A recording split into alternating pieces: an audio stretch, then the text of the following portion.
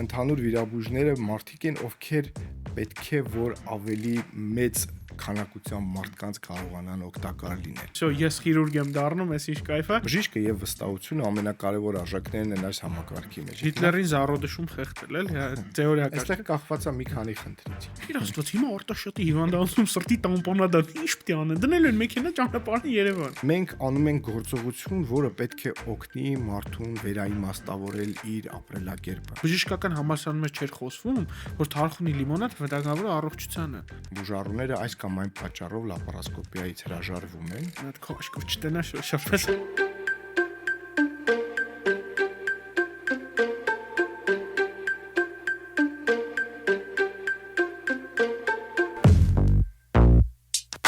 Ողջույն սիրելի ընկերներ, ողջույն սիրելի բարեկամներ, մենք նոր տաղավարում ենք, այն որ ասում են նոր տաղավար ենք ունենալու, Spin Ideas Agency-ին տեղափոխվել է Սունդուկյան 20 հասցեում, որտեղ այն ժամանակ ով որ եղել է մեզ հյուր գիտի փոքր տաղավար էր, որտեղ մի 20 հաղորդում էր նկարվում, հիմա լիքը տաղավարներ, որտեղ հուսանք 100-ից շատ հաղորդումներ են նկարվելու Spin Ideas Agency, եթե դու ուզում ես քո բիզնեսը ծաղկի, եթե դու ուզում ես քո անձը աճի, ուզում ես ունենաս քո ոդկասթը կամ լիքը փող ունես, ուզում ես ծախսես պրոստը, Spin Ideas Agency, լիքը փող պետք չի, պետք է ուղղակի ցանկություն, այս մի քիչ փող։ Doctors Room-ում Medcast-ն է, մեր այսօրվա հյուրը Slavmed բժշկական կենտրոնի վիրաբուժական ծառայության ղեկավար, էնդոսկոպիկ, լապարասկոպիկ վիրաբուժական ծառայություն։ Հիմա դա շատ է, չէ՞։ Լազերային ուրոլոգիա, չգիտեմ, էնդոսկոպիկ ուրոլոգիա, ձերը ոնց է կոչվում։ Չէ, մի փոքր կորեկցիա անեմ, ես ընդհանուր լապարասկոպիկ բարիատրիկ վիրաբույժ, էնդոսկոպիկ ծառայության ղեկավար։ Էնդոսկոպիկ ծառայության ղեկավար, ընդհանուր վիրաբույժ, բարիատրիկ, լապարասկոպիկ վիրաբույժ Լևոն Նիկիտի Գրիգորյանը, Լևոն Նիկիտիչ, բարև ձեզ։ Ողջունում եմ։ Մեզ նայողների մեծ մասը ձեզ գիտեն, որտեղ մենք բժիշկներ շատ են նայում մեզ, մեծ նայում են նաև արտինատորներ, մարդիկ ովքեր վիրաբուժությանը մոտիկ են։ Դուք իրականացրել եք սա ուսանողների երազանքը, դառել եք օբշի խիրուրգ։ Դա տենց է, չէ՞, 4-րդ կուրսը հասնում ես խիրուրգիայի ցիկլին գալիս, ասում ես, ես խիրուրգ եմ դառնում, էս ինչ կայֆ է։ Ոնց եղավ, որ ձեզ ոչ մեկ ճանապարհ չեղեց դեպի ուրիշ մասնակցություն, ոնց ընտրեցիք բժշկի ուղին ու ոնց ընտրեցիք հենց ընդհանուր խիրուրգիայի ուղին։ Ողջունում եմ, մեկ անգամ է շնորհավորում եմ նոր տաղավարի բացման կապակցությամբ եւ շնորհակալ եմ հրավերի համար, շատ մեծ պատիվ է։ Վիրաբուժության, բժշկության ուղին առհասարակ իմ կյանքում մի քիչ պետք է ասեմ, որ պատահական է ստացվել։ Երբեք կյանքում չեմ երազել բժիշկ դառնալ, ոչ երեխա, ոչ անգամ պատանեկան տարիների շրջանում երբեք չեմ մտածել եւ ավելին ասեմ, իմ երազանքը եւ միտքը ինժեներիայի հետ էր ավելի շատ, որովհետեւ իմ շուրջը հիմնականում իմ հարազատները ավելի շատ ինժեներներ էին եւ ուղղակի կյանքում եղավ այնպիսի դժբախտություն, որը որ մտափոխեց, որը որ այդ միտքը առաջացրեց մարդկանց ավելի օգտակար լինելու եւ այս ճանապարհը բռնելու եւ շատ կարճ ժամանակում մտափոխվեցի ու ընտրեցի այս ճանապարհը։ Այսինքն ձեր ինչ որ ընտանիքում բժիշկներ չկային։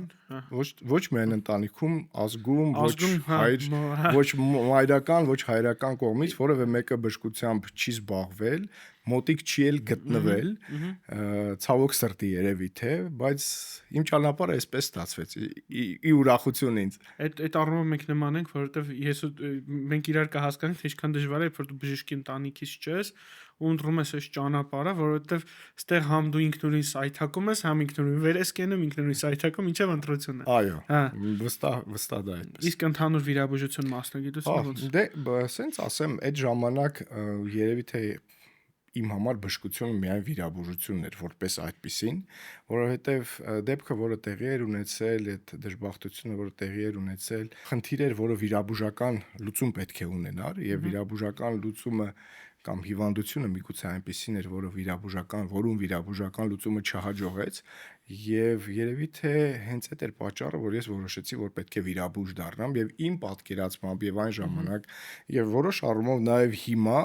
ընդհանուր վիրաբույժները մարդիկ են, ովքեր պետք է որ ավելի մեծ քանակությամբ մարդկանց կարողանան օգտակար լինել։ Եվ նաև որոշակիորեն ես ինքս միշտ ինձ արդարացնում եմ, որ մեր երկրին ընդհանուր վիրաբույժներ շատ են պետք հաշվի առնելով աշխարհաքաղաքական իրավիճակները, որոնք որ շրջապատում են մեզ։ Մի քիչ առաջ Արամի հետ անոթային վիրաբույժ նկարում ենք ու խոսում ինքը պատմում էր, որ արդինատորը երբ որ ընտրում է ինչ-որ ճյուղ ուրոլոգիա անոթային խիրուրգիա, պետք է անպայման ասի ընդհանուր խիրուրգիայի մեջով, որովհետեւ ընդհանուր խիրուրգիան է, էքստրենի խիրուրգիանը, ընդհանուր խիրուրգիա, չգիտես հիմա մենակ հասկանում եմ աբդոմինալ վիրաբուժությունը, բայց ընդհանուր խիրուրգիան ընդհանուր խիրուրգիա։ Հա, հասկանում եմ մենակ,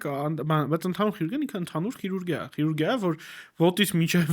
գլխից մինչև ներքև բոլոր դեպքերի համար նախատեսված վիրաբուժությունն է։ Իմաստով արտերկրում գոյություն ունի տրավմավիրաբույժներ հասկացողությունը, որոնք իրականում հենց այն գաղափարը, որի մասին մենք խոսում ենք, դա անհետաձգելի իրավիճակներում պոլիտրավմաների ժամանակ ցուցաբերվող բուժօգնությունն է եւ դրանք հատուկ մասնագիտացում ունեցող մարդիկ են, ովքեր հենց տրավմաների հետ անհետաձգելի իրավիճակներում մեծ փորձ եւ հմտություններ ունեցող անձիկ են։ Դե մենք էլ ոնց որ դեռ հեռու ենք, խոսում ենք որ բժշկությունը գնում է դեպի նեղացում, անդադ որ մասնագետները դեպի ընտրում են միջուղ, դրա մեջ են խորանում, բայց մի կողմից էլ որոշակի բաներ կա, որ պետք է յուրաքանչյուր վիրաբույժ կամ բժիշկ տիրապետի, չգիտեմ, ՍԹՎ-ն, հա, բայց ես կներեք, թող ոչ մեկ չնա խիստ կասկածում եմ, որ շատ-շատերը ՍԹՎ-ին տիրապետում են։ Ես էլ եմ տիրապետել։ Հստակ որ շատերը չեն տիրապետում։ Ես ՍԹՎ-ին տիրապետել եմ շտապօգնությանը աշխատելուն։ Զուտ պրոստը գլխիս եկել է ՍԹՎ-ն քանի անգամ, դրա համար անգիր գիտեմ իր ալգորիթմը, բայց դրա համար կամ պետք է աշխատել իմ կարծիքով շտապօգնությունում, կամ պետք է աշխատել շրջանային հիվանդանոցում, հեռու վայրաքաղաքային, այսպես ասենք, կոմֆորտ զոնայից, որը քեզ հնարավորություն եւ մի փոքր ստիմուլ կտա դրանց ավելի շատ տիրապետել։ Հետաքրքիր բաններ Արմեն Գերասիմիչն էր մեզ հյուր Չարչյանը, անդադ էս օրինակը հաղորդումը բերում եմ։ Արմեն Գերասիմիչը պատմում էր, որ սրտի տամպոնադա էին վիրահատում Արտաշատի հիվանդանոցում, ու ես ու այդ միկը պատմա շատ հանգիստ պատմություն է հետաքրքիր պատմում իր կյանքից, ու մտքումս ասում եմ, «Տեր Աստված, հիմա Արտաշատի հիվանդանոցում սրտի տամպոնադա ինչ պետք է անեն, դնել են մեքենա ճանապարհին Երևան»։ Կամ Լյուբոյ, թող Արտաշատում չնեղանան, Լյուբոյ ռայոնի հիվանդանոցում, Լյուբոյ Երևանի հիվանդանոցում, որը չգիտեմ, շատ մեծ ծավալների չի տերապետում, այնտեղ Երևանի Աստղիկ հանրապետական կամ բան չի, ինքը տեղափոխվելու։ Բայց ուզում եմ մի բան ասել, որ մեր շրջանային վիրաբույժները, ես ինքս սկսել եմ շրջանային վիրաբուժությունից, Մեղրիում եմ աշխատել շատ տարիներ առաջ, եւ շրջանային վիրաբուժությունը շատ կրթող է։ Շատ պարտավորեցնող է եւ շատ կրթող է, եւ եթե մասնագետը ունի ինքնակատարելագործման ձգտում, պատասխանատվության զգացողություն, շրջանային հիվանդանոցը շատ մեծ փորձ է եւ շատ մեծ գիտելիքներ է տալիս եւ հմտություններ բժիշկին։ Իսկ Մեղրիում երկար եք աշխատել։ Մեղրիում աշխատել եմ 1 տարի, որից հետո 2 տարի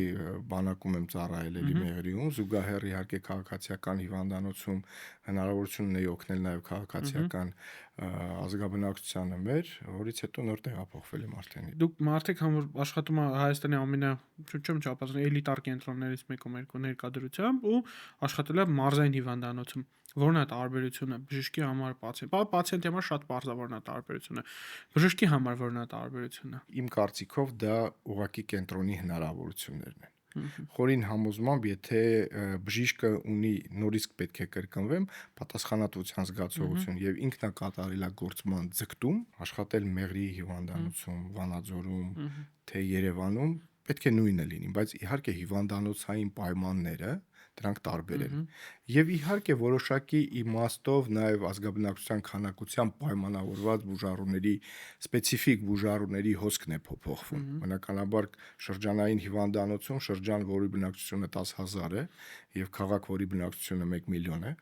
տարբերությունը շատ է իհարկե։ Պլյուս սպეციფიկ հիվանդությունները բարիատրիկ քիրուրգիայի համար Վանաձորում չեն գան Երևան։ Այո, Վանաձորը փոքր քաղաք չէ եւ միգուցե եւ վիրահատվեն իհարկե, բայց ցանկացած մենք գիտենք քո հետ շատ լավ, որ ցանկացած գործում առավելագույն որակի կարելի է հասնել, եթե կա որոշակի հոսք այդ հիվանդների։ Հա, միանշանակ։ Ես այդ ուսանողներին եմ միշտ ասում, երբ դուք մի բանի մեջ հմտացած անընդհատ անում եք, ինքը ավելի շատ է։ Իհարկե։ Ձեր հմտությունը ավելի է զարգացած լինում։ Մարզային հիվանդանոցներում մեկ ուրիշ խնդիր կա, վստահության խնդիր կա, ես լավ օրինակ կուզեմ բերեմ, այստեղ հիվանդ էր, ում պետք է անենք տրանսուրետրալ ռեզեկցիա, վիրահատությունը արժեց 400,000 դրամ։ Մեր բժիշկներից մեկը համաշխատում է մեր մոտ համ մարզային հիվանդանոցում։ Վիրահատությունը անում է։ Հիվանդները թանկաբան ասում եմ ժողովուրդ ջան, մեր այս բժիշկը ձեր ռայոնում է աշխատում, ձեր մարզում է աշխատում, ձեր մարզ կենտրոնի բժիշկն է, շաբաթ 2 օր այնտեղ է, 2 օր ստե է վիրահատում։ Այնտեղ 300,000 է վիրահատությունը։ Գնացեք այնտեղ։ Չէ, մենք ստեղ ենք ուզում։ ասում ցավոտ անեմ, այդ նույն մարդը, արա նույն վիրահատությունը ստեղ անում է, հա, ինչի համար է, ասում ինչի է թանկ, ասում ստե շենքի արենդն է թանկ, չգիտեմ ինչն է թանկ, սուբսիդիա չկա, 100 հարց կա, այնտեղ նույն վիրահատությունը ավելի լավ գործիքով, պրիտոմ որ պետական շնորհով ստացել էին այդ մարդիկ, դուք այդ նույն գործիքով միգուցե ազգաբնակչությունը այդքան էլ մեղավոր, նրանց պետք է նույնպես սովորեցնել, նրանք պետք է այդ վստահությունը ամենակարևոր արժեքն է, բժիշկը եւ վստահությունը ամենակարևոր արժեքներն են այս համակարգի մեջ, եւ եթե իհարկե չկա այդ վստահությունը եւ պայմանական X հիվանդանոցում դա ավելի բարձր է, այստեղ դա ենթագիտակցական մակարդակով որոշում կայացնելու հարց է, կարծում եմ որ պետք է անել այդպես։ Հատուկ շնորհակալություն եմ ուզում հայտնել մեր հաղորդման գործընկեր Bon Farm դեղագործական ընկերությանը։ Bon Farm-ը ամերիկյան դեղագործական ընկերություն է, ով շուկայում հայտնի է իր բիոակտիվ հավելումներով։ Այսօր կխոսենք մասնավորապես Bon Farm դեղագործական ընկերության բուսական անվտանգ պրեպարատ Non-Stress Forte-ի մասին, ով կօգնի ձեզ հաղթահարել ստրեսը, կարգավորել քունը եւ իջեցնել նյարդային լարվածությունը։ Ի դեպ ամենակարևորը կուզեմ շեշտել, որ Non-Stress Forte-ն չի առաջացնում կախվածություն։ Պրեպարատը կարող եք պատվիրել Bon Farm Armenia դեղագործական ընկերության Instagram-ին էջին գրելով կամ զանգահարելով նշված հեռախոսահամարով։ Դե ինչ սիրելիներս, առողջ եղեք։ Դուք լապարասկոպիկ ընդհանուր աբդոմինալ վիրաբույժ եք ու մեր առաջի ընդհանուր վիրաբույժն եք դեպի որպես հյուրը, մենք զրուցում ենք, հետաքրքիր 105 հաղորդում ենք նկարել։ Նոր չգիտեմ մտքերով սանցել որ ընդհանուր վիրաբույժի հետ զրուցենք։ Ընդհանուր վիրաբույժությունից ես հենց կուզեմ ձեր հետ խոսամ ու լապարասկոպիայից մենք եկել ենք մի դարի, որովհետեւ վիրահատությունների մեծ մասը մոդիֆիկացվում է դեպի լապարասկոպիա։ Ու վիրահատություններ կա ուղղակի մեկ-մեկ ծիծաղալու է մոդիֆիկացվում, այնտեղ լապարասկոպիկ վահանաձև գեղձի վիրահատությունները։ Ես չգիտեմ, ես ասես որ պատկերացնում եմ մի քիչ բաց վիրահատությունը ավելի տենց կոռեկտ է այդ բaragայում, հա։ Լապարասկոպիկ վարիկոցելեկտոմիաները կան եւ այլն, հա։ Լապարասկոպիկ վիրաբուժությունը երբ կարա փոխարինի բաց խիրուրգիային, երբ գալիս փոխարինելու, ու արդյոք բաց խիրուրգիան ընդհանրապես մահացավ թե չէ։ Ոչ, երբեք բաց վիրաբուժությունը չի կարող մահանալ, որովհետև լապարասկոպիան ընդամենը մուտք է, մուտքի տարբերություն է, եւ պետք է փաստենք, որ այսօր պրակտիկորեն որովայնային կրծքային վիրաբուժության մեջ գոյություն չունի մի այնպիսի վիրահատություն, որը հնարավոր չէ իրականացնել լապարասկոպիկ կամ թորակոսկոպիկ ճանապարհով։ Նույնը նաև ուրոլոգիայի մեջ տրանսուրետրալ մասնահատումներն են եւ այլն։ Բայց ցավոք սրտի պետք է նաև նշեմ, որ այսօր սկսվում է ձևավորվել մի սերունդ, որը կամած բաց վիրահատություններից նահանջում է եւ խնդիր ունենք այստեղ նույնպես զարգացած լապարասկոպիկ ծառայություն ունեցող կենտրոններում բաց վիրաբուժության մատուցման սովորեցման եւ շատ ժամանակ նոր վիրաբույժները վախենում են լապարատոմիաներից, որովայնահատումներից, այսպես ոչ լապարասկոպիկ մուտքերից, բայց իմ կարծիքով որևէ օր բաց վիրաբուժությունը չի կարող մահանալ, այն կփոխարինվի զգալիորեն, բայց ցանկացած վիրաբույժ, ով գործողություն պետք է կատարի որովայնի կամ կրծքավանդակի վրա էնդոսկոպիկ եղանակով, պետք է 100%-ով թիրապետի բաց մուտքին։ Իհարկե վստահ եմ, որ ժամանակի ընթացքում այն բոլոր բարդությունները, դժվարությունները, որոնք այսօր մեզ ստիպում են դեռ որ շատ փոքր տոկոս դեպքերում, բայց անել այդ կոնվերսիան, անցումը լապարասկոպիայից դեպի որովայնահատման, դրանք հնարավոր կլինի լապարասկոպիկ մեթոդներով նույնպես կառավարել եւ վերահսկել, բայց միևնույնն է, բաց վիրաբուժությունը կա եւ պետք է լինի եւ դրա մասին չպետք է երբեք մոռանալ։ Ստե գնանք դեպի լեղապարկը, որովհետեւ ինձ թվում է լեղապարկի վիրահատությունները, ես որ արձինատուրայում եմ, գիշերները չէին հերիքում օպշի վիրաբույժները, ասում էին արի օգնի, ապենդեկտոմիա, խոլեցիստեկտոմիա, ու ինքան էինք այդ վիրահատությունների ներկայ, որ մեզ թվում էր մի պահ, որ լապարասկոպը ստեղծվել է հենց բանի համար, խոլեցիստեկտոմիայի համար, որտեղ բաց խոլեցիստեկտոմիան ավելի երկար էր, ավելի տրավմատիկ էր, ու ավելի բան էր, ու լապարասկոպիկը որ պետքա բան չանես, ինքը ավելի արագ ու ավելի տենց իդեալական էր ստացվում։ Միայն մուտք ստեղծելը եւ այդ մուտքը վերականգնելը դա արդեն բժշկից նվազագույնը 20-30 րոպե ժամանակ է տանում։ Հենց այդ է հետաքրքիր, որ այդ վիրավորությունը խոլեցիստեկտոմիայի համար ստեղծված է ինքը հենց։ Այսօր արդեն շատ դժվար է, այո, խոլեցիստեկտոմիան այսօր ոսկե ստանդարտ է, բայց պետք է ասեմ, որ փորձում էի վերլուծել վերջերս մեր վիրահատություններում բաց վիրահատությունների ծավալը, ես պետք է ասեմ, որ դրանք պրակտիկորեն մոտավորապես 10-15% են կազմում, եւ դրանց մի մասն էլ դրանք դեպքեր են, երբ բուժառուները այս կամ այն պատճառով լապարասկոպիայից հրաժարվում են կամ ունենք որոշակի ռիսկեր լապարասկոպիայի իրականացման համար։ Օրինակ ինչ ռիսկեր կան դրանք։ Օրինակ սիրտանոթային լուրջ պաթոլոգիաներ, որոնց ժամանակ այո, մեծ քանակի գազի ներմուծումը որովայնի խորոջ կարող է բերել դիաստոլիկ ծավալի նվազման եւ ճնշման, ռիթմի խանգարումների, հիմնականում սրանք անեստեզիոլոգիական ռիսկերն են, որոնք որ անեստեզիոլոգների հետ մի համատեղ որոշում են կայացնում։ Թին վիրաբույժներից sense միշտ արտահայտություն է լսում, երբ որ իրանք մարդուն առաջարկում մեծ քաշկով չտենա շփես, բայց ես չգիտեմ ինչով ենք մենք լապարասկոպիկ վիրաբույժն ինչով է նայում, եթե ոչ աշկով,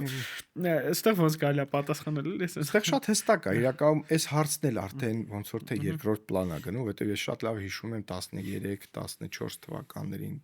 12 թվականին, երբ բացի խոլեցիստեկտոմիայից Հայաստանում շատ ծանր դժվար տեմպերով ներդրվում էր ճողվածքային վիրաբուժությունը, կոլորեկտալ լապարասկոպիաները։ Այս պայքարը շատ մեծ էր, հատկապես անուն ունեցող մասնագետների դեմ պայքարելն էր դժվար։ Բայց դրան իհարկե կա բացատրություն, եթե ցանկացած այսօր շատ տարածված են 4K հեռուստացույցները կամ Full HD հեռուստացույցները, որոնցով ֆիլմեր են նայում մարդիկ, ուղղակիորեն թող նայեն պատուհանից դուրս իրենց աչքով, մի հատ էլ նկարեն ու այդ 4K-ով կամ Full HD պատկերը փորձեն, չհաշված 3D պատկերները, որ լապարասկոպերը կան, 3D պատկերները, չհաշված խոսշորացման հնարավորությունները, որոնք շատ ավելի նուրբ աշխատելու հնարավորություն, միլիմետրի ճշգրտությամբ նուրբ աշխատելու հնարավորություն են տալիս։ Հետաքրքիր էր, երբ որ Da Vinci-ին առաջ անգամ ծանոթացա, արդինատուրայում ունենք այնտեղ Da Vinci, բայց դա դի են, որ Священная корова, էլի հասնես երկրորդ կուրսի արդինատուրա, բան, որ խոնարհված մտնես Da Vinci-ի մոտ, այլ որ Da Vinci-ի հետ ծանոթացա, հասկացա, որ հա, վիրաբուժությունը գնում է դեպի ավելի հեշտացման, ու բայց մի հատ հետաքրքիր բան կար, մեր պրոֆեսորին հարցրեցի, ասեցի, ինչքան ժամանակ մեկ ռոբոտը սովորել, որ մի շաբաթ ասում եմ ստուպրի մեջ կանգնա, այսինքն մի շաբաթ ասեմ, հա բայց ես վիրահատություն անելը գիտեմ։ Գործիքներն է փոխված, բայց էտապը բանը չփոխվավ, ասես, մեկ այստեղ պետք է անոթը մոբիլիզացվի, այստեղ օրգանը պետք է մոբիլիզացվի, այստեղ պետք է զաժին, ոչ մի բան չփոխվա, մենակ ձեռները ժոստիկի մեջ է, ստերիլ չեմ։ Պայմանական, եթե դու մեխանիկական պտուտակահանով աշխատել գիտես, շուրուպավյորտով շատ ավելի հեշտ կաշխատես։ Ու հետաքրքիր էր, որ բայց մի հատ հետաքրքիր հետազոտություն ունենք պրոստատեկտոմիաներ լապարասկոպիկ բաց ու ռոբոտային սկզբից տարբերությունը շատ է, այսինքն առաջին ժամանակն ավելի շատ հիվանդների բարդությունները ավելի քիչ են ռոբոտով լապարասկոպով գցել, հավասարին ռոբոտն ու լապարասկոպը բացը շատ է։ Սենց բայց 40-50-րդ օրը իրանք գալիս են իրենց արդյունքներով հավասարվում են։ Հա, դեռ շատ հետաքրքիր ստատիստիկա կար, որ գլենք մի հատ եզրանկում, որը 50-րդ օրը հիվանդների կյանքի մոդիֆիկացիան, եթե ամեն ինչ լավ արվել, իրանք նույն տիպի հիվանդներ էին, ամեն ինչ լավ արվել, իրանց մոտ կյանքի որակի տարբերությունը, բայց այդ 50 օրը շատ մեծ էր տարբերությունը, ինչ որ լապարասկոպից պետք է ստանան ու դե նույն ստատիստիկան գոյություն ունի նաև կոլորեկտալ ռոբոտիկ վիրաբուժության, մասնավորապես ուղիղահող ռոբոտային վիրաբուժության մեջ, եւ սկսած մահճակալորերի թվից մինչեւ բարդությունների քանակի նվազում, իհարկե դա հենց դա այն է, ինչի համար մենք բոլորս աշխատում ենք։ Բաց պրոստատեկտոմիայից 10-րդ օրն էին տուն գնում, ռոբոտից 3-րդ օրը։ Այնքան էդ էլ մենք երկրորդ օրը կարենք դուրս գրենք, հաջորդ օրը պրոստե որ վերահսկես մի օր էլ ավել էր նայես, ծանր վիրահատություն։ Մի փոքր էլի հետ գնանք, մենք հիշենք, որ օրինակ ես շատ լավ հիշում եմ, երբ որ դեռ ուսանող էի եւ նույն ճողվածքահատումները,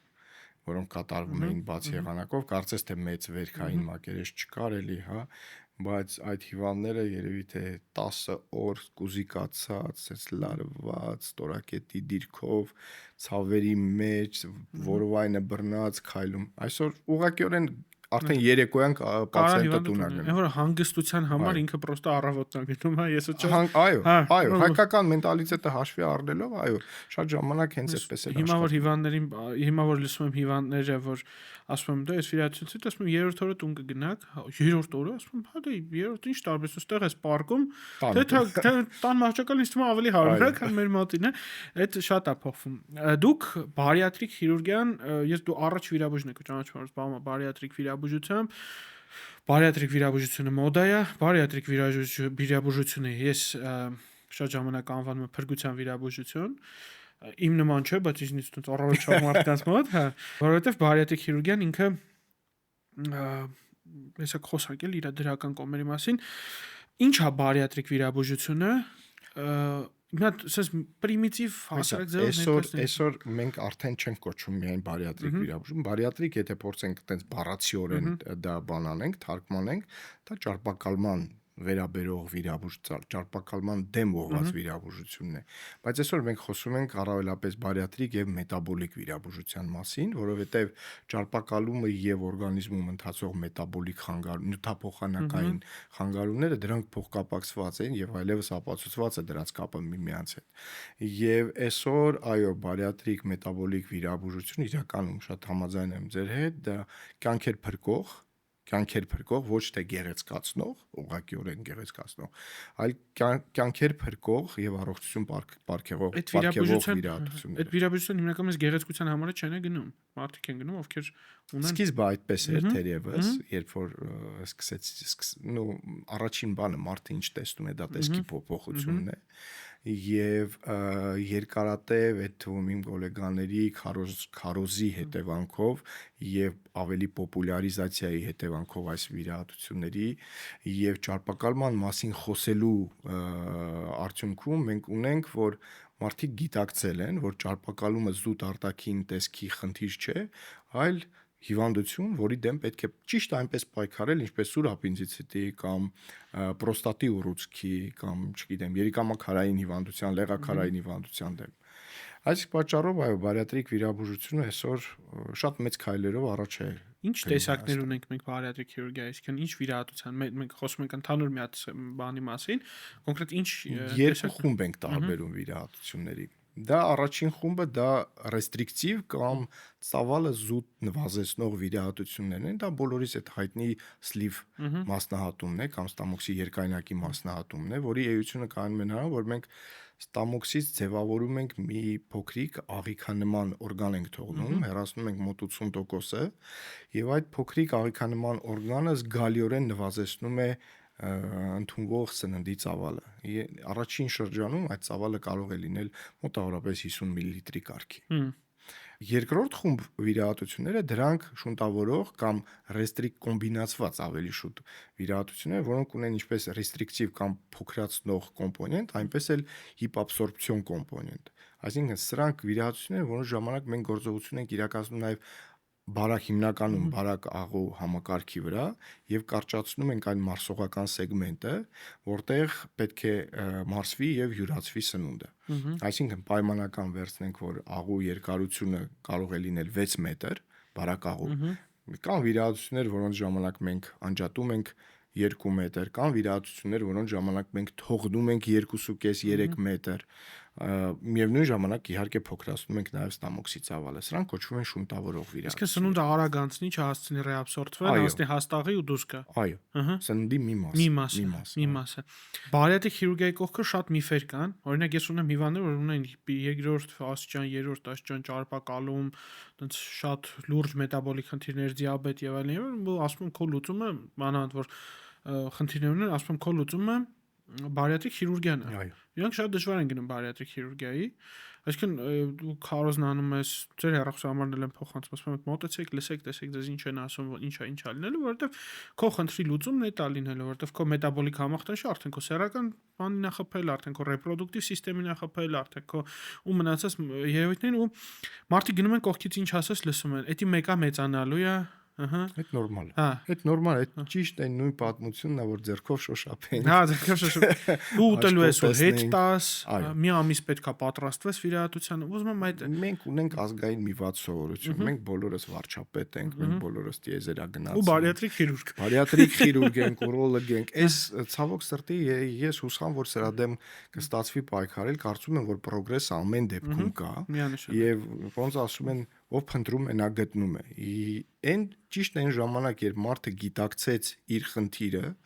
եւ փորձեց որոնել ճանապարհներ խնդիրը լուծելու համար, նա կգտնի։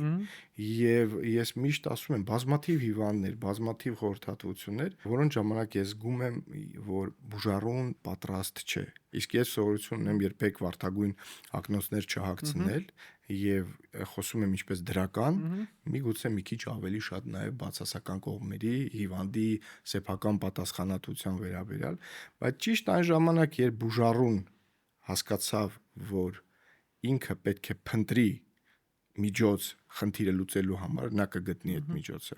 Լինի դա Լևոնը, լինի դա Դավիթը, թե Պողոսը, թե Պետրոսը կապ չունի արդեն։ իսկ հիմա այնց ասում եմ պասուտի խոսանք կարա լայնանա նորից այդ ձեր ձևավորած Տեսեք, եթե խոսում ենք ցանկացած դեպքում խորոչավոր օրգանի մասնահատման պարագայում, խորոչավոր օրգանը կարող է լայնանալ, եթե նրա վրա կա անընդհատ ինտերվենցիա, ինչ որ ճնշում, այսպես Այսինքն, անվանենք։ եթե մարդ ունի օրինակ սննդային վարքի խանգարում, ինքը, չգիտեմ, բուլեմիա ունի, անդադար ուտոմական բան, Այո, բարիատրիկ խիրուրգիան իր մոտ բուլեմիայի դեպքում բարիատրիկ վիրաբուժությունը Հակացուցված, բոլոր այսպես ասենք հոգեկան հիվանդությունների դեպքում բարիատրիկ վիրաբուժությունը պետք է զերծ մնալ, նախ եւ առաջ պետք է անցնել հոգեբուժական, հոգեբանական խորհրդատվություն, շտկումներ իրականացնել եւ նոր դրանից հետո փորձել գնալ բարիատրիկ վիրաբուժության օգնությանը դիմել։ Բայց մեծացման առումով նորից ուզում եմ ասել, որ մեր բուժառուները հստակ պետք է իմանան, որ այո, եթե խոսքը գնում է մասնահատման մասին, եւ անգամ շուտավորող գործողությունների ժամանակ, հատկապես իմ արտերկրում աշխատող ուսուցիչների մոտ վերապատրաստումների, մաստեր կլասերի ժամանակ մենք բազմիցս տեսնում ենք կրկնակի վիրահատություններ։ Կրկնակի վիրահատությունների թիվը Հայաստանում արդեն կա, դրանք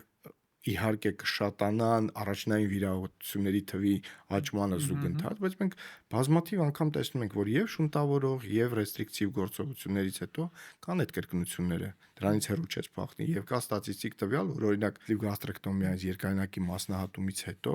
մոտ 20% կրկնություն կարող է լինել քաշի վերադարձի։ Դե այդ բոլոր վիրահատական միջամտությունները իրանք թե կրկնվելու, թե, չգիտեմ, ամեն ինչի ռիսկել իրանց մեջ պարունակել։ Եթե հիվանդը չհասկացա, որ իր շանս է տրվել նիհարելու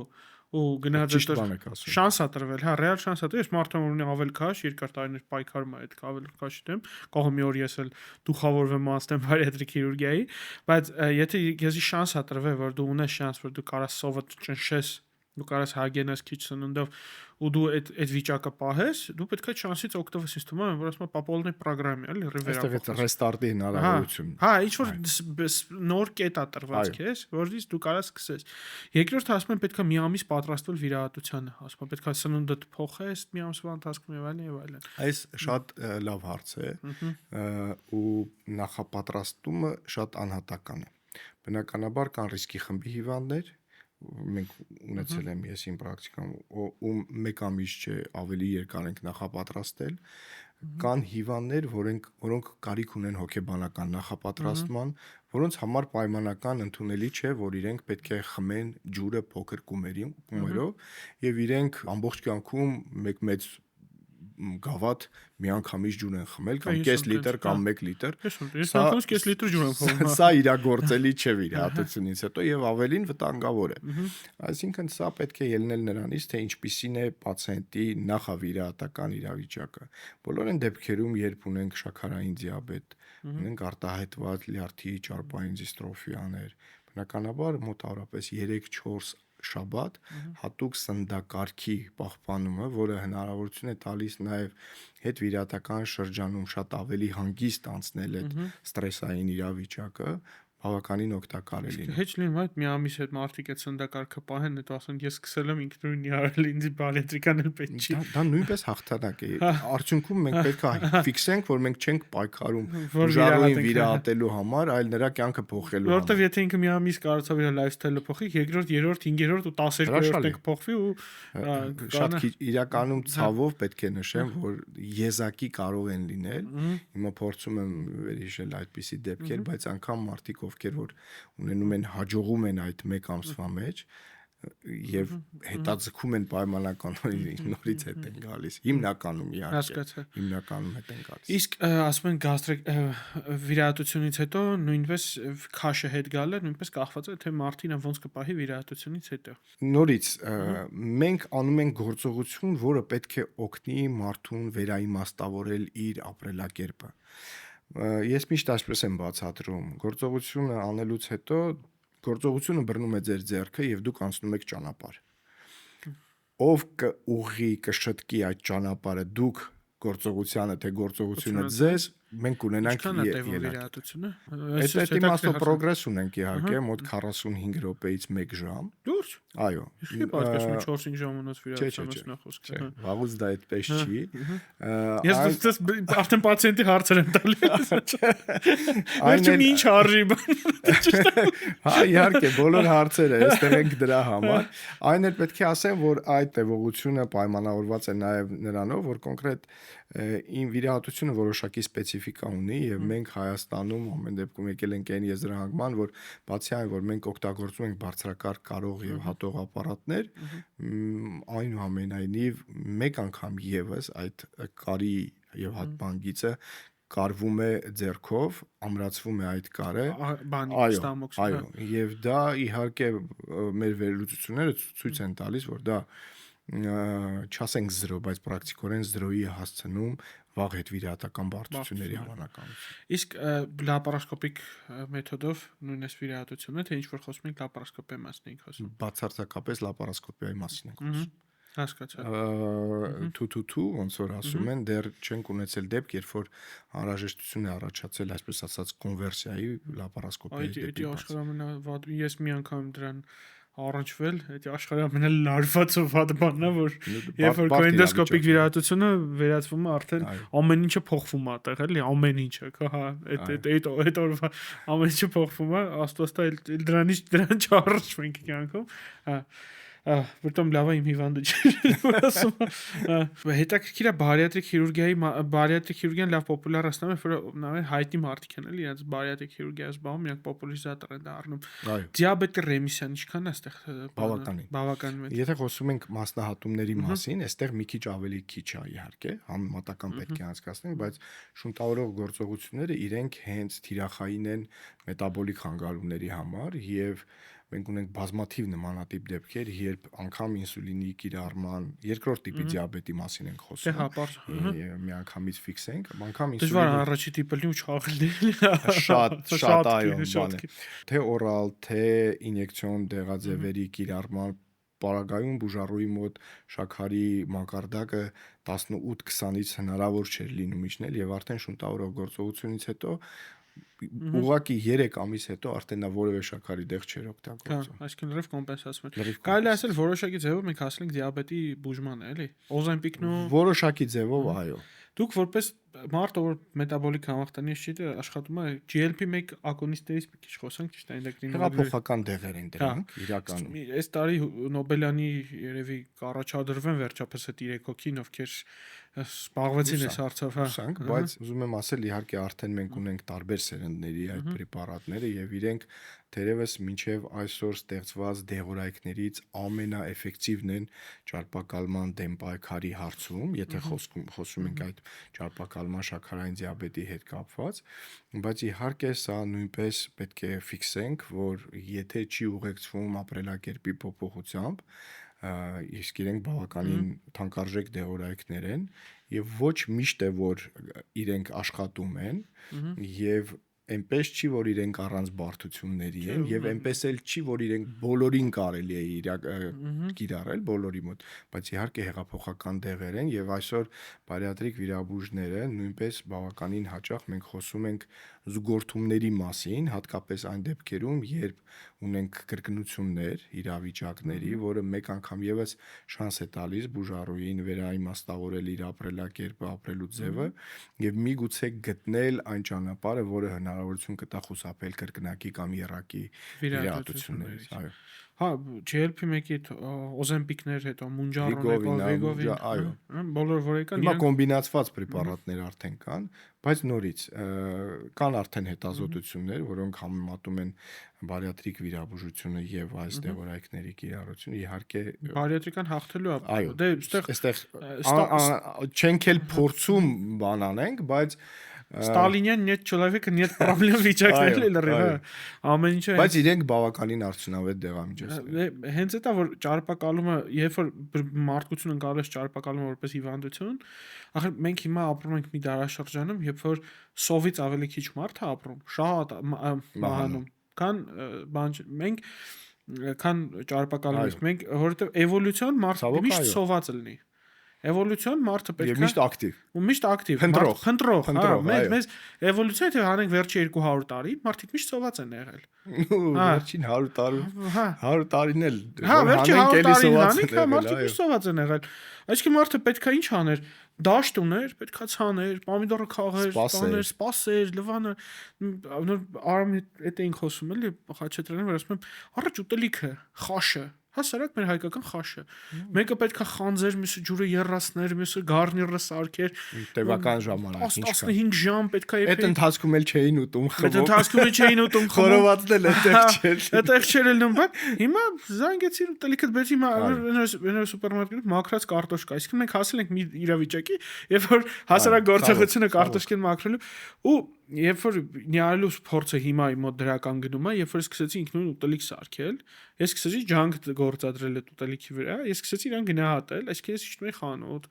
առևտուր էի անում, ես ականոջ արդեն ինքնուրույն կտրտում, ժարիտում, սարքում, չգիտեմ բաներ, դու սկսում ես որ հասկանում ես թե էվոլյուցիան ինչի համար է նախ, դու նախատեսված չես մի հատ սենդվիչ կծեմ, վազեմ գործի, բայց կյանքի ռիթմն է թելադրում։ Այսօր շատ հետաքրքիր է, երբ որ մենք արդեն հետ վիրահատական հսկում ենք պացիենտներին, մենք հասկանում ենք, որ 21-րդ դարում մեր ապրելակերպի պայմաններում, եթե բուժառուն մարդը օրական ուտի 5 գթալից 2-3 անգամ, դա ամբողջությամբ իհարկե չենք խոսում պրոֆեսիոնալ սպորտսմենների, ծանր ֆիզիկական աշխատանք կատարողների մասին, դա ամբողջությամբ բավարար է։ Ինչ 5 գթալից ինչ? 3 անգամ, ցանկացած սնունդ, ինչ ուզում եք։ 15 թալ օրը։ Օրական 15 թալը լիարժեք բավարար է, որպեսզի մարդը ապրի առողջ, իհարկե առողջ սննդի մասին ենք խոսում, հա։ Եվ դա լրիվ հերիք է, եւ ոչ մեկը չի մահանում դրա։ Հետո մենք sense մի հատ հետաքրքիր իրավիճակում ենք ապրում, շաքարը, որը մեղավոր է թե մետաբոլիկ համախտանքի թե դիաբետի, շաքարն անհասանելի է եղել մարդկության պատմության մեջ։ Վերջի 50 տարում է շաքարը պրամշլինի, հա, դա ռոսկոշ է եղել։ Հա, ռոսկոշ է, մարդիկ շաքարով հյուր են գնացել, որ սիկո սեփական հյուր են նվեր են տարել, որովհետեւ հա խորհուրդ է ունեցել, հա, շաքարը եղեգի պլանտացիաներում այդքան մարդկանց իսկ հետո շաքարը հիմա, չգիտեմ, դոլարից քիչ է կիլոգրամ շաքարը։ Շատ լավ բան հիշեցի, իհարկե ես այդքան մեծ չեմ, բայց սովետական միության վերջին տարիներն էր, ես շատ լավ հիշում եմ 80, միգուցե 86, 87 կամ 85 թվականներն էր, երբ հիմա բանանը ինչ է դառը, բանանը հացի պես մի բան է, չէ՞ ոնց որ բայց այն ժամանակ իմ եղբայրը ով մարզվում էր ջյուդոյով եւ գնացել էին Լիպեցկ մրցումների, այնտեղից բանաներ բերելու, դա մի այնպիսի տոն էր, որ բանան, դե բանան է, այդ ինչ բան էր էլի, իսկ հիմա ոչինչով չես զարմացնի և չկա մի գրեթե մի բան, որը անհասանելի լինի։ Մանգոն, ժամանակին էլ նույն օրինակը մանգոն հիմա դառնալ սովորական ինչ-որ սուպերմարկետից մանգոն առ մանգոն մի քիչ թանկ։ Հա, օրինակ եմ բերում, հա, բայց մանգոն ինչ-որ էկզոտիկ երկրներում, ինչ-որ ճինում աֆրիկական երկրներում, դա ինչ-որ բան։ Ախր շաքարը մեր օրգանիզմը սովոր չի ձմեռը շաքար ընդունելուն։ Մեր օրգանիզմը սովոր է ձմեռը ինքը պիտի բանում ու երբ որ դու ձմեռը շաքար ես սկսում ուղղել, օրգանիզմը սկսում է պայստավորել այդ ամեն ինչը։ Ինքը սովոր է ամառը պետքա գա, դու պետքա մրգեր ուտես, ձմեռը պետքա գա։ Հիմա չկա այդ տարբերությունը, այո, ամառ ձմեռ։ Ես հիշում եմ ժամանակ կար, որ ձմերուկ ուտելու համար պետք է օգոստոսին, հուլիսին սպասեիր։ Սոս նստած սպասում ենք հուլիսի երբ է ձմերուկի սեզոնը։ Բայց հիմա ձմերուկը էլի հասան ձմերուկը եւ պոմիդորը եւ կանաչը, թարխունը։ Պոմիդորը նոր տարվա սեղանին, դա նոնսենս է։ Բնության էվոլյուցիան տեսանկյունից Հայաստանի պայմաններում լոլիկը նոր տարվա սեղանին ինքը նոնսենս է։ Չպետք լինի։ Մանդարինի հոտն էլ առնում ենք նոր տարուն։ Հա, մանդարինի հոտն առնում ենք նոր տարուն։ Հետո մեր սնդային վարկն սովետից եկած ինձ թվում է, ասես շատ են վերլուծում, որ այսպես սկսում ես դու ճարպակալման դեմ պայքար, սկսում ես վերլուծել։ Ու մենք այն քիչ ազգերից ենք, ով խորոված քյաբաբ, չէ՞, այդպես արտահայտություն կա, այդքան խորոված քյաբաբ ուտենք։ Երկու ծանր ուտելիք երկու ուտած լավ ծանր ուտելիք, մեկ աղացած տավարի կամ հավի միսը խորոված արած, երկու ծանր ուտելիքի մասին ենք խոսում, որ իրար հետ է զուգակցվում։ Ասենք մեր սեղանները, եւ որ դա առաջինն է, երկրորդ կա, հետո դրանից հետո երրորդն է։ Ու երբ որ դու նայում ես ասենք արևելյան երկրներում, երբ որ սեղանի վրա կա բրինձ, աղ ու ջուր, չգիտեմ,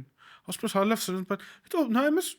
չկա չախ չինացի կամ շատ քիչ են չախ ճապոնացի հասկանում ես որ միգուցե մեր սննդային բանը մեր սալատները ստալիշնի սալատը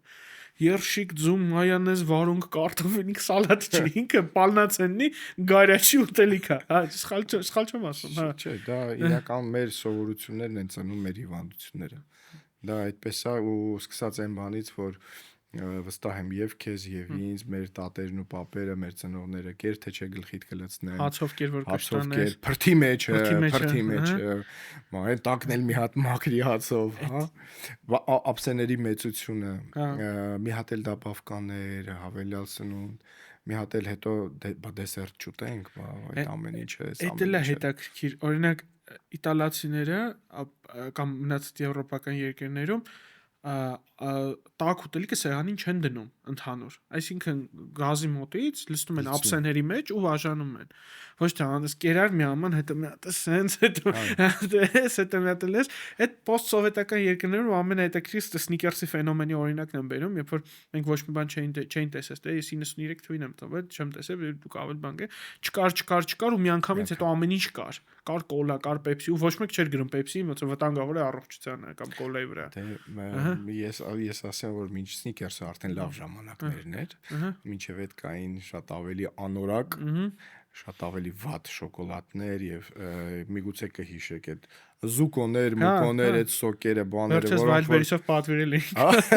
Դեռ կա փաստորեն։ Կա, յուպին սուկոն։ Որևէ առողջարար ինչ որ ոչ մեկ չէր խոսում դրա մասին։ Այսինքն երբ որ դու երեխուն ուղարկում ես 25 դրամով թարխունի լիմոնադ բերի, որ այդ օրը հաց ուտեիք, այդ ժամանակ դպրոցում, ինստիտուտում բժշկական համալսարանում մեջ չէր խոսվում, որ թարխունի լիմոնադ վտանգավոր է առողջությանը։ Մենք խոսում ենք մենակ որ ես հիշում եմ մեր վաղվա գովազդները ձեթը չի պարունակում խոլեստերին հիշում եք այդպես նյութերի վրա գրում էին չի պարունակում խոլեստերին ահա ու ամեն ինչի մեղավորը խոլեստերինն էր դուրս գալի մի պահկար որ բոլոր ամեն ինչի մեղավոր բայց խոլեստերինը մեր օրգանիզմն է արտադրում խոլեստերինը մենք ամեն ինչ չափի մեջ իհարկե պետք է դե այս համակարգային խնդիր է որը որ կարծում եմ առողջապահության տեսակետից պետք է նայ ոչ թե հիվանդության, այլ առողջապահության։ Այո, եւ սա պետք է մեկ այլ մակարդակով լուծվի, ցավոք սրտի մեզ բաժին է ընկել հիվանդությունները բուժելու հարցը եւ դրանց կանխարգելման հարցով պետք է զբաղվենք, որպեսզի չհասնենք այս կետին եւ փորձենք բուժենք դրանք։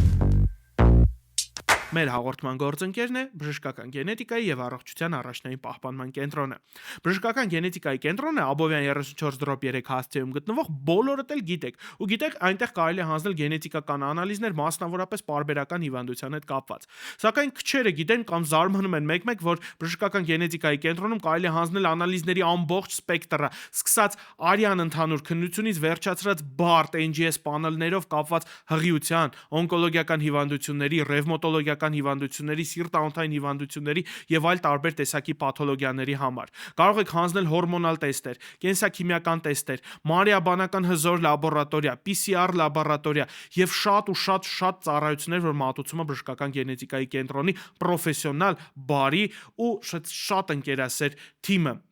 Մանրամասների համար կարող եք զանգահարել 015 800 800 հեռախոսահամարով կամ այցելել cmg.am կայք։ Իդեպ բժշկական գենետիկայի կենտրոնը անցել է ISO հավաստագրումը։ Դե ինչ սիրելիներս, այցելեք մեր մոտ ու առողջ եղեք։ Անցնենք էնդոսկոպիային, դուք էնդոսկոպիկ ծառայության ղեկավարն եք Սլավմեդ բժշկական կենտրոնի։ Մենք ունեցել ենք էնդոսկոպիկ մասնագետներ, շատ դեպքերում զրուցել ենք, բայց կուզեմ խոսամ 21-րդ դարի ամենամեծ բիչերից, հա, այտենց ասենք ռուսերեն բառով, անգլերենով չէ, ռուսերենով։ Մեկի մասին դա կոլորետալ քաղցկեղն է, որը շատ կավառնի է, երբ որ իրեն ուսումնասիրում ես, ինքը ի հայտ է գալի իր առաջի գանգատների ժամանակ, երբ որ բանը բանից անցել է։ Ցավոք սեր։ Ինքը առաջի գանգատ իր ասում է, երբ որ դու տենում ես կղանքի մեջ արուն, այդ նշանակում է արդեն ինքը ներաճել է պատ եւ այլն եւ այլն։ Կանխարգելման մասին կուզեմ եւս մի անգամ դուք խոսակ։ Ուզում եմ միանգամից ասեմ, որ սա թերևս այն հիվանդությունն է, որը որ 100%-ով կարելի է կանխարգելել, 100%-ով։ Եթե մենք ուշադիր ենք, եթե մենք հետևում ենք էլեմենտար կանոնների, մենք ինքներս մեր առողջության հանդեպ անտարբեր չենք եւ չեմ ուզում միայն հարցը բարթել բուժառուների վրա եւ նաեւ առողջության պահպանման առաջնային օղակներում ունենք այնքան գիտելիք, կամք, հնարավորություն, որ ճիշտ ուղղորդենք բուժառուներին եւ իրականացնենք նաեւ սկրինինգային ծրագրեր։ Խնդիրը պրակտիկորեն չի կարող լինել այն մակարդակի վրա, որը որ հիմա կա։ Կոլորեկտալ քաղցկեղը կա պոլիպ, որը 5-ից 10 տարում, 15 տարում վերածվում է քաղցկեղի։ Այո։ Որ տարիքից կոլոնոսկոպիա անել, գտնել պոլիպը, ասում է Հիտլերին զարոդշում խեղդել, էլի, թեորիա կա։ Այստեղ կախված է մի քանի խնդրից։ Եթե չկա ժառանգական նախատրամադրվածություն, ինչա դա նշանակում, եթե քո հարազատը, առաջին կարգի հարազատների մասին է խոսքը, իրենց մոտ չեն ախտորոշվել կոլորեկտալ քաղցկեղ, նրանք չեն ստացել նմանատիպ բուժումներ։ Կամ պոլիպներ, չեն գնացել կանխարգելման կամ պոլիպներ, բայց առաջին հերթին քաղցկեղները, ապա սկրինինգային ծրագիրը սկսում է 40-50 էր, դարձրեցին 45, հիմա արդեն դեպի 40 ենք գնում, 40 տարեկանից։ Եթե հարազատի շրջանում կա կոլորեկտալ քաղցկեղ եւ նա բուժվել է, ախտորոշվել է, ապա առաջին կոլոնոսկոպիան պետք է անցնել հարազատի մոտ հայտնաբերված տարիքից -10 տարի ժամանակահատվածում, այո։ Եվ սա այն մեթոդն է, որը հատկապես հաշվի առնելով ներկայիս էնդոսկոպիկ սարքավորումների վիզուալիզացիայի հնարավորությունը, եւ դրանք մենք այսօր ունենք 4K հնարավորություն արդեն վիզուալիզացիայի եւ այնպիսի պատկերներ ենք ստանում, որ դրանք ֆանտաստիկ են ուղղակի։ Հնարավորություն է տալիս ճիշտ ժամանակին ախտորոշել պոլիպը, այն հեռացնել եւ ձեր ասած խեղդել դեռ սաղմնային վիճակում։ Ինչն է ռիսկը, կոլորեկտալ քաղցկեղի ռիսկը որն է։ Մենք ես հետաքրքիր բան եմ կարծում, որ ասում եմ, եթե դու պապիլոմաներ ունես, օրինակ, քո մոտ ռիսկը բարձրանում է, բայց ռիսկը եւի կապված է ինսուլինառեզիստենտության հետ, որ ինքը բարձրացնում է։ Ճարպակալումը իր էությամբ, այո, հանդիսանում է թվով 13 հիվանդությունների, քաղցկեղային հիվանդություն, այդ թվում նաև կոլորեկտալ քաղցկեղի։ Էլ որ հիվանդությունների։ Շագանակագեղձի, էնդոմետրիումի քաղցկեղի, կրծքագեղձի քաղցկեղի, ստամոքսի քաղցկեղի, բազմաթիվ քաղցկեղերի, մելանոմայի զարգացման համար։ Իսկ բանի հետ կապված, կոլորեկտալ քաղցկեղի հետ կապված ռիսկը որն է, ռիսկի գործոնները, որոնք ռիսկի գործոնները, դրանք աղուբորբոքային հիվանդություններն են, քրոնի հիվանդություն, ոչ սպეციფიկ խոցային հիվանդություն, դա ժառանգականությունն է, տարիքն է իհարկե, եւ կա ճարպակալումը մենք նշեցինք, որոշ իմաստով գտնում են, որ կարմիր մսի ընդունումը նույնպես մեծացնում է կոլորեկտալ քաղցկեղի զարգացման ռիսկերը, որովհետեւ երկրներ, որտեղ կարմիր մսի ընդունումը մեծ բարձր մակարդակի վրա է, համեմատ աֆրիկյան երկրների օրինակ, նրանք կոլորեկտալ քաղցկեղի բարձր ցուցանիշներ են ունենում, բայց հիմնական ռիսկերը սրանք են։ Հետաքրքիր է, որ նմանատիպ հետազոտություն կա, օրինակ արաբական երկրներում կանայք ցիստիտով ավելի քիչ են հիվանդանում, քան մյուս երկրներում, հիգիենայի կանոնների տարբերության պատճառով։ Սուքային թուղթի չկիրառումը, լվացվելը, որ չի թվում հետանցքում կուտակվի կամ մեջը բակտերիան բազմանետ անցնել մի զուգ, մտածում ես չէ արաբական երկրներում դի բանը սուքային թուղթ չօգտվել սխալաբան, բայց բերում է որ նատիպ երևույթներով Աֆրիկայում կարմիր մսի քիչ օգտագործել է, հա։ Ինքը չկա չարիք առանց բարիքի։ Չկա, հա, չարիք առանց բարիքի, որովհետև կարմիր միսն էլ ինքը էլի բնության տեսակետից պետք է անհասանելի ինչ-որ բան լիներ։ Հիմա իհարկե նաև այդտեղ էկոլոգիական գործոնների նշանակություն են, ռաֆինացված սննդամթերքների նշանակություն ունեն։ Օդի մաքրության մասին կարելի է մենակ երազել Երևանում, չխոսանք, որովհետև ես վերջերս Մադրիդում էի, բացեցի ծրագիրը նայեմ PM մասնիկների քանակը 0 0 հետո այգու մեջ ենք հետո գնացինք 11 12 Ես Երևանում ինչքան նայել եմ 80+. պլյուս հիմա դա արդեն պանիչեսկի ատականների բունա դա որտեղ ես տունը օթի մաքրիչ եմ տեղադրել որովհետև երեխակատունն է այդ երեխան գոնե տունը գոնե ասում է տունը մաքուր է չի հենց այդ ասախարցը ցավոք սրտի դա իհարկե էկոլոգիական կատաստրոֆա Մադրիդի օթը մաքուր լինելու պատճառը մի հատ է կանաչ տարածություններ ամեն սանտիմետրի վրա ամեն անկյունում կար կանաչ տարածություն մեծ ծառեր սաղարթախիտ ծառեր այգիներ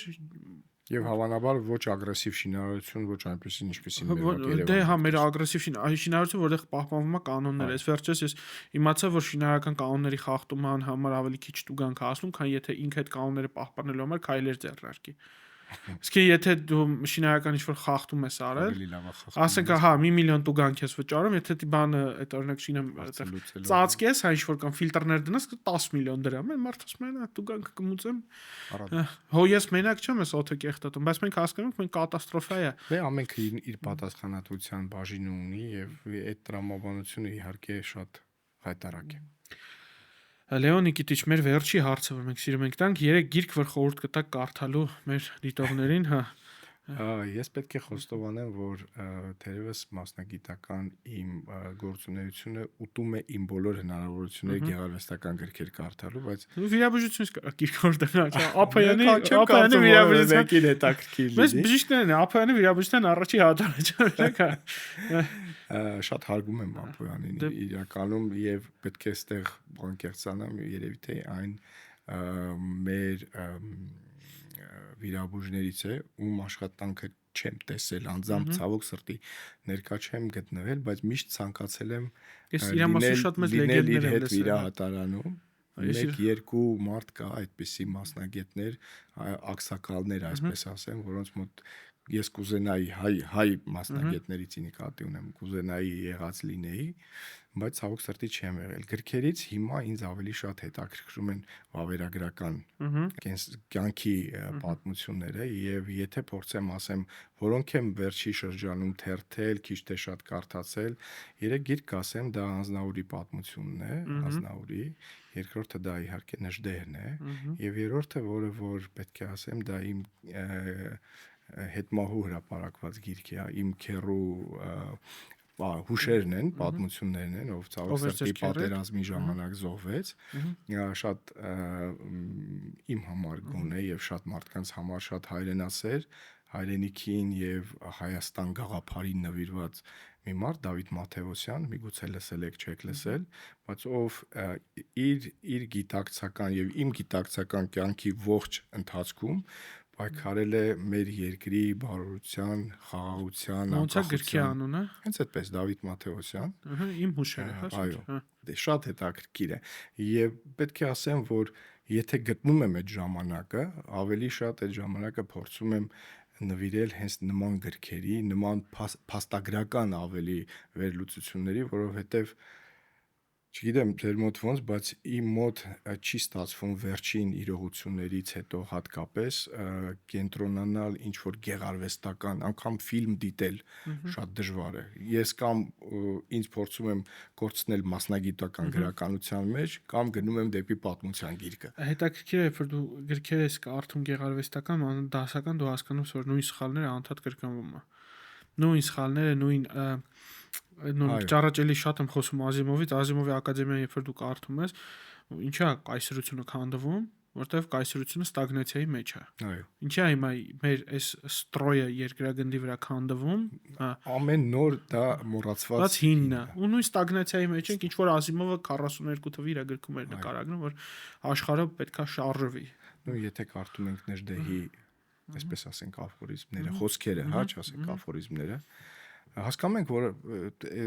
թե այսօր թե 20 թվականին շատ բան մեր իրականության մեջ իրականում չի փոխվել։ Եւ երևի թե ոչինչ չի փոխվել։ Շնամիներն էլ են բացի ճարպակալումից։ Բացի ճարպակալումից ժամանակ ավելի քիչ էին։ Բանը, ի՞նչն է փոխվել։ Շնամիները նույնն են, մարտահրավերը նույնն է։ Մենք ցանկությունն է նույնը, մենք ցավոք սրտի մենք նույնն ենք, որովհետեւ 20 թվից հետո մեզ ոչ մեկ դաս չի տվել։ Մենք ախր դասը պատմությունը պատմությունը դասը տվել, մենք պատմությունը Չենք վերցրել, չենք յուրացրել։ Օրինակ իմ սերնդի համար, ով որ Արցախյան պատերազմից հետո է ծնվել, 93-ին եմ թվի, 94-ին վերջացել է,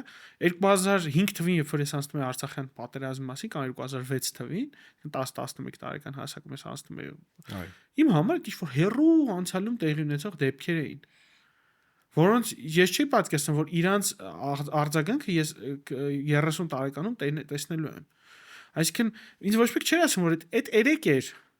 3 էր ու այդ չի անցել, չի անցել։ 3 էր կալցո օպերացիան, 3 էր հարսանիքը լեռներում։ Այդ մարդիկ ովքեր այդ 3-ը ստեղծել էին, հիմա քո կողքը կանգնած քո երկրով քայլում են։ Այդ մարդկանց խոսքն էլ էր կտրած։ Ու մենք տարիներ ու կտրվում ավելի շատ է կտրվում, ավելի շատ է այդ մարդկանց ձայնը անջատվում։ Ու պետք է մարդկանց ցույց տալ, որ պատմության անիվը համ կրկնվում է, համ էլ ինքը շատ մոտիկ է, քո մեջքի հետևից շնչում է։ Այո։ Այդ շատ իրականությունն է, դառը, բայց մեր իրականությունն է։ Ու ես օրինակ իմ երեխան 1.5 տարեկան է, ամեն առավոտ գրկում եմ պատուհաններն ու Արարատին եմ նայում, ինչքան էլ ռոպագանդան հակառակ բան, ասում եմ Արարատը ուր է, ինքը մատով ցույց է տալիս։ Այնա արդեն սովորացրել է, որ Արարատը ուր է, իմ մառախուղել են, ինքը մատով ցույց է տալիս, թե Արարատը ուր է։ Ուսամ ինքը երբ որ մեծանա Արարատը վստահ ինքը Արարատի մասին կիմանա թե ինչի համար է ինքը մեր համար սուրբ լեռ, ինչի ինքը մեր ձեռքը չի կամ գուցե Աստված տա։ Երբ որ հասնի իմ տարիքին արդեն